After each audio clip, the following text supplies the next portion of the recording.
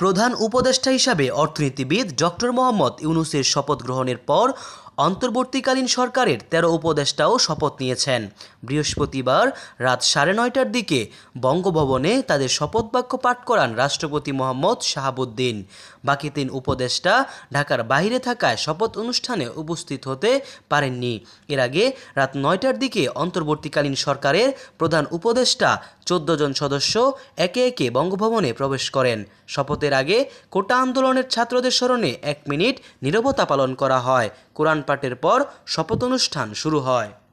Doctor Mohammad ইউনূসের নেতৃত্বে অন্তর্বর্তীকালীন সরকারের ১৬ উপদেষ্টা হলেন Saleuddin Ahmed, doctor Asif Nazrul, Adilur Rahman Khan, Hasan Arif, Touhid Hossain, Syeda Rizwana Hasan, Nahid Islam, Asif Mahmud Sajib Bhuiyan, brigadier general M Sakhawat Hossain, Supradip Chakma, Farida Akhter, Bidhan Ranjan রায়, আখম ও খলিল হোসেন, নূরজাহান বেগম, শারমিন মুর্শিদ ও ফারুকী আজম।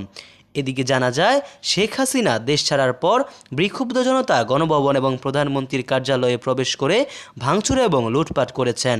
ফলে এই দুই জায়গায় আপাতত অফিস বা বাসভবন করার মতো অবস্থা নেই। এ অবস্থায় যমুনা প্রধান উপদেষ্টা বাসভবন এবং কার্যালয় হিসেবে ব্যবহার হবে। তবে যমুনা ভবনের সামনে এখনও নিরাপত্তা বেষ্টনী বসানো হয়নি। সেনাবাহিনী, আনসার সহ বিভিন্ন আইন শৃঙ্খলা বাহিনীর সদস্যরা নিরাপত্তার দায়িত্ব পালন করছেন।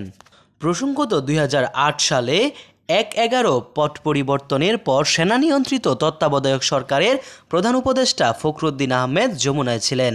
এর আগে ১৯৯৬ সালে তত্ত্বাবধায়ক সরকারের প্রধান উপদেষ্টা বিচারপতি হাবিবুর রহমান এবং ২০০১ সালে তত্ত্বাবধায়ক সরকারের প্রধান উপদেষ্টা লতিফুর রহমান তাদের দায়িত্বের দিনগুলো রাষ্ট্রীয় অতিথি ভবন যমুনাতেই ছিলেন। মোহাম্মদ সায়েম সরকার, নিউজ বাংলাদেশ 64।